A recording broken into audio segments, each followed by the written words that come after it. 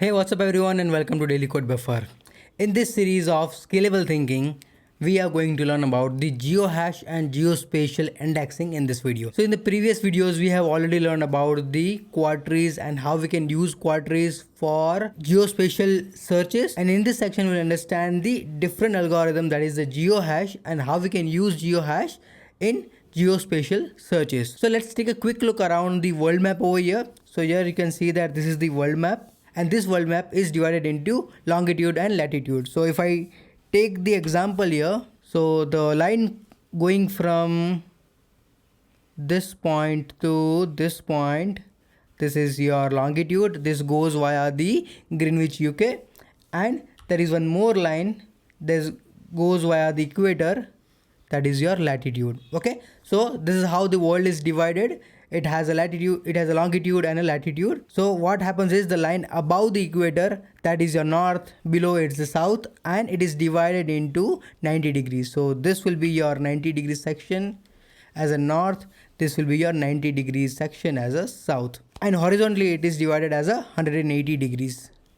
Okay, so it will be 180 degrees this way and 180 degrees this way from the Greenwich longitude line. So this line will converge to the international date line, which is a line where the date changes. Okay, if you consider a globe circle, right, so it has a 360 degrees and it is divided into half, that is 180 degrees and 180 degrees, and for the vertical part it is divided into 90 degrees. So your equator line where the two line touches, it will be your 0 degrees, and from that it goes to 90 degrees south and 90 degrees north. Okay, so that's how the entire lat longs works, and it will be always a two-dimensional. So it will always have a two values, longitude and latitude. So that will be an xy coordinates. This is similar to what we did in the quadries in the previous videos as well.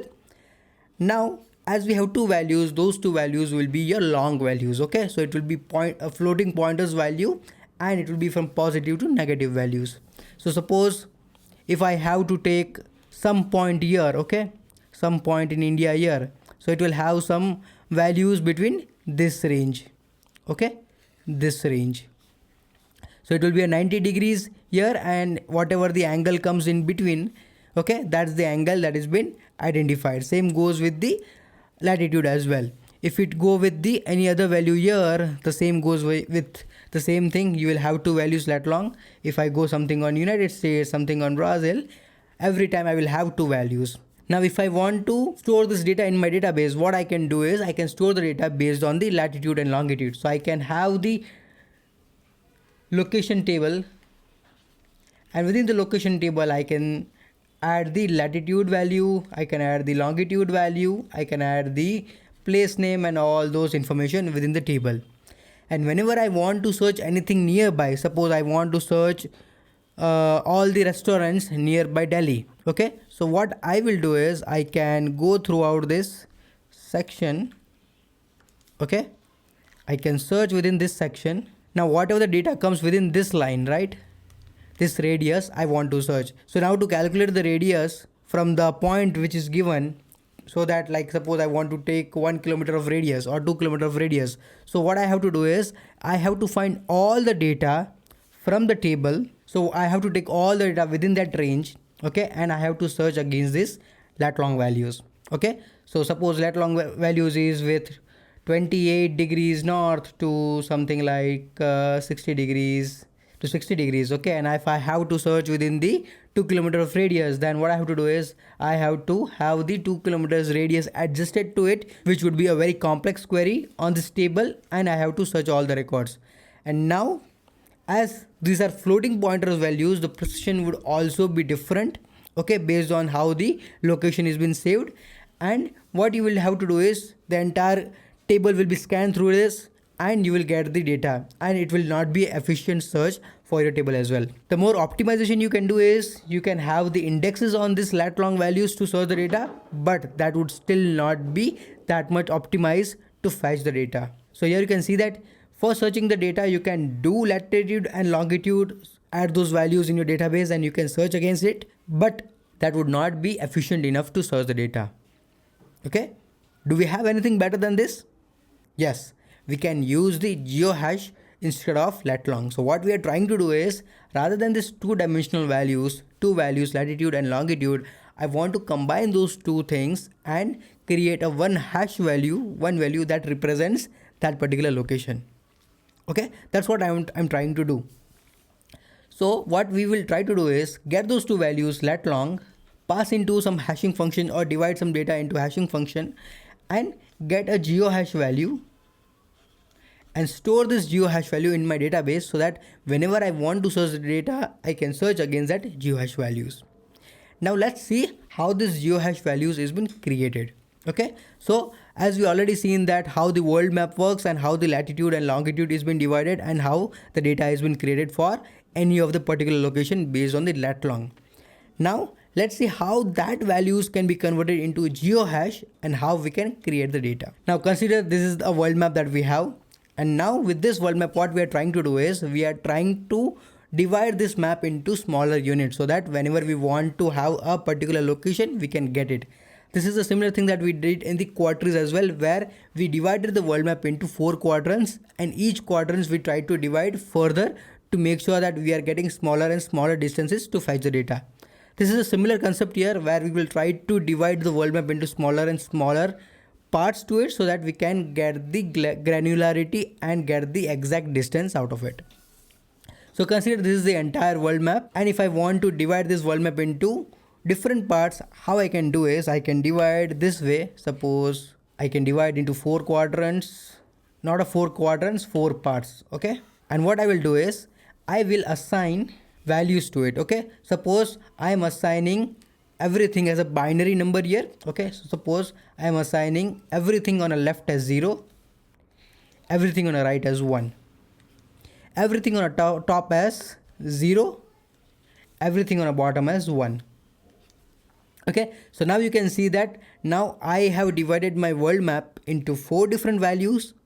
Okay, and now what I can do is I can combine these values. Suppose 0 0 1 0 0 1 1 1.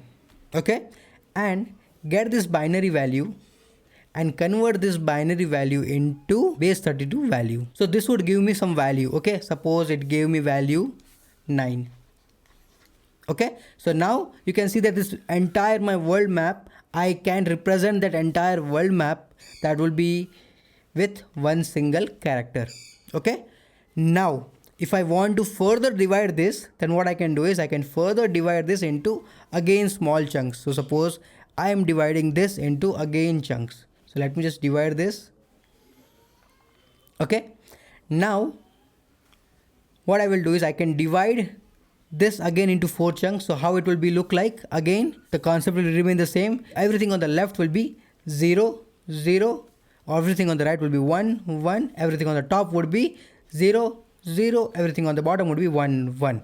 Now this entire section was having a prefix as well, that was 0 0. So I will attach everything as a 0 0 as a prefix. Okay, so now you can see that I further divided this value. Now if I want to get this quadrant value or this particular value, I can attach everything and get a 32-bit value to it, this 32-bit value. The same goes with, again, you keep on dividing and dividing. So now you can see that what happens is you keep on dividing. So now what will happen is it will be like this value will be like suppose 9 1 9 2 9 3 9 4. Okay, so now you can see that all these 4 quadrants are divided and everyone is having a same prefix to it. So with this value we can know that all these prefixes, all these locations are very nearby to each other. Okay, now if I further divide it, this section, okay, so if I further divide this section, then all these different quadrants will be like this, will like 9 1 A, 9 1 B, 9 1 C, 9 1 D. Okay, if I again divide this, it will be 9 1 A, 9 1 A B, 9 1 A C, 9 1 A D. So you can see that every time I am dividing the sections, I am trying to increase the hash values as well.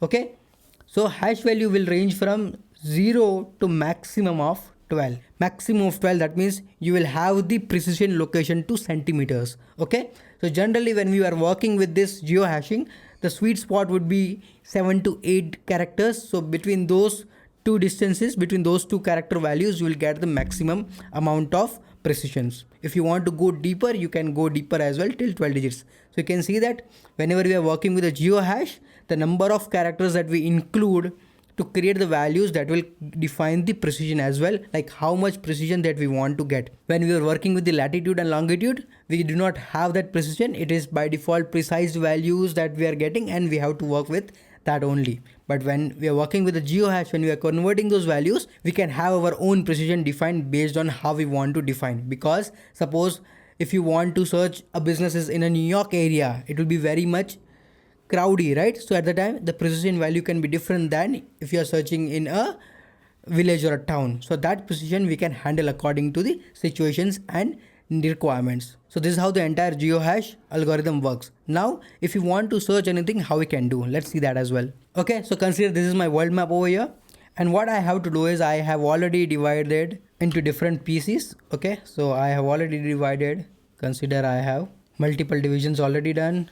Now suppose you have some point here. Okay, this is what something that you already have a point here. Now suppose all these particular boxes will also have a value assigned, that is a GeoHash value. So let me just do 91231, 91232, 91233, 91234, 91235, 91236. So these are all the different values. Suppose I have some value that is 36789, 36781. So you can see that I have some different values available. Okay, now I have a point here, and what I have to do is I have to find the nearby location, nearby businesses with my location, or if I want to find a nearby cabs around my location, whatever the business case would be. Okay, now if I want to search anything within nearby, what I can do is I can search everything within this particular, all the cabs within this particular GeoHash value. So in this table you might have location data. Within the location data you will have a GeoHash, okay, and you will have your cabs and everything, whatever the value that you want, but you will have a GeoHash where you want to search anything. So what you will do is you can just define select star from location table where GeoHash equals to, or like I would say 91235 percentage. Okay, so now what you are trying to search is you are trying to search everything within 91235 block, and if it is subdivided also, you are giving a percentage value which will search everything within that particular block as well. So you are finding each and everything. Okay, so you will get all the data. So you can see that how simple the query would be, and this particular GeoHash will also be indexed, so you will get much faster data. There are multiple databases available like Redis GeoHash, MongoDB, then PostgreSQL as well, which supports this functionality out of the box. So we do not have to worry about that thing. We just save the data to it, and while searching it will convert to GeoHash and it will fetch data for us. But now you can see that this how simplicity it is to fetch the data directly, but it also comes with a caveat as well. Now suppose you can see that if some of the location is here, so I have one point, I have one cab over here, you can see, and this particular cab is also very nearby to this particular block, and consider there is no cab available within this block. Okay, but there is a cab available just next block. Okay, but ideally what you are searching is you are searching with 91235 and the next block is 91232. So you will not find all those cabs available in this block which is very nearby. Okay, which is a disadvantage to it. Now to solve this, what you can do is you can always fetch the data to the nearest connecting block. So if this is the block that I'm looking for, then what I will do is what are the blocks which are nearest to this block, I will try to fetch the data as well and then filter it out. Okay, so what I will do is I will fetch the data with this and this, everything. How? I will omit this and I will search with these three values, so it will get all the nearest block to me and then I will try to fetch the data. Okay, if the values are different, that is always a nearest block we can identify. There are algorithms directly available, libraries which will give you those data and you can directly use it. So what we are trying to do is, you are not just searching this block, you are trying to search this block as well, this block as well, this block, this block, this and this. Okay, this one as well and this one as well, because all are nearby. So you are trying to search all those blocks and you are trying to fetch the data to avoid the limitations of it. Okay, so now you can see that if you are trying to search with all these records as well, this queries will be still faster than what you are trying to get with the latitude and longitude data. So this is how the GeoHash will be mapped for each and every location that you have, and this is how you can search the data and then filter it out based on your requirement. This will also handle a tricky part where one of your data is within the next quadrant. So suppose if your data is within this particular place, okay, and you can see that your neighboring blocks are this, and you can see that the values are completely different, right? GeoHash values are completely different. But as you are trying to get the data for your neighboring blocks, you will get the data from this as well, because if you are here and the other cab is here, then you should be able to get those cabs as well. Okay, so by fetching the data from the connecting blocks, you will try to get the maximum data and you will be able to search the data and filter it out very easily. So this is the advantages of working with GeoHash, and most of the companies use GeoHash to fetch the data. So this is how the simple algorithm will work, where you will try to convert the existing floating pointer latitudes and longitudes to the GeoHash data, which is a one-dimensional value, that is a base 32 value, which will be converted with your binary value. So you just define everything with a binary value, then you convert to base 32 value, and then that is the value that you store. Now this value you will be able to have a precision based on how many digits that you have in your base 32 values. So if you see this table, this will define like how precision that you can get the values to. So you can see that one digit GeoHash value will be approximately to 5000 by 5000 kilometers. And if you add number of digits, you can see that you are just dividing to quarter of those values. Okay, so by 6 or 7 digits you will be having a very proximity values like 4 or 5 meters by 5 meters, which is very equivalent to a single house or a single building. So that's how accurate you can go through this different values, and you can see that it is very easy to implement as well to get those values. So this is how the entire GeoHash algorithm works, and it is mainly used in the applications where geospatial data has been required, be it your taxi hailing applications, be it your food delivery applications, your Google Maps, finding the restaurants nearby, and many things. Okay, this is how the entire data has been mapped, and accordingly data has been fetched of nearby locations for you. So there are many databases also that we spoke about that by default supports this functionality, that gives this functionality out of the box for us to use. So you can use MongoDB, PostgreSQL, Redis, all these databases give this particular functionality of GeoHash and geospatial indexes out of the box, so we can directly use it. And if you're using any of the relational databases as well, this is just a string column for you, and you can store the data.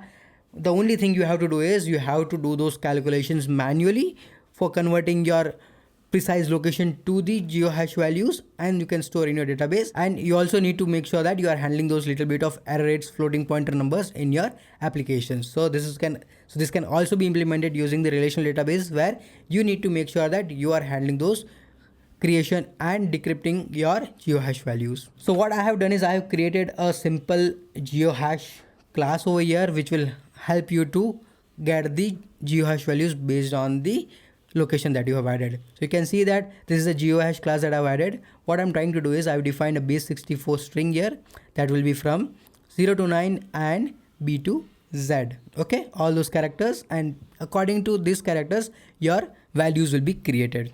And I have defined a bits as well, like which particular bits I want to use. Now to encode, what I'm trying to do is I'm trying to get the latitude, longitude, and the precision. Precision is something that how many characters, how many precision that I want to need to create a value. If I want to just have a global value like 1 digit, 2 digit, 3 digit, up to how much values. Okay, so what it's trying to do is it's trying to get the latitude, longitude, and based on the lat long range, you can see that this is our entire lat long range. Okay, minus 90 to 90 and minus 180 to 80.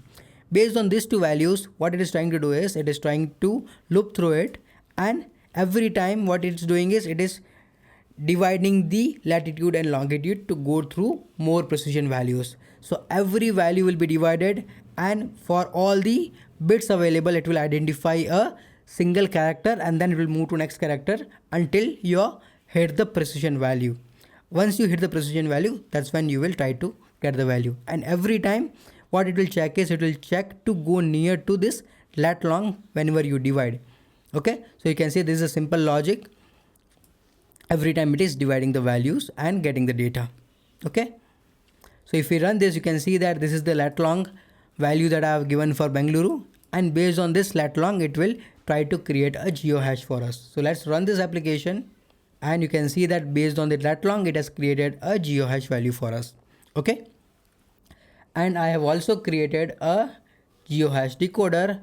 What this will do is this will take a GeoHash value, and based on that GeoHash value it will try to convert to lat long values, and the entire code is opposite to what we used to create the GeoHash value. So you can also go through this, it's very simple. And if I run this, you can see that you will get a value of 1297 and 7759. This is the similar value that we have added here.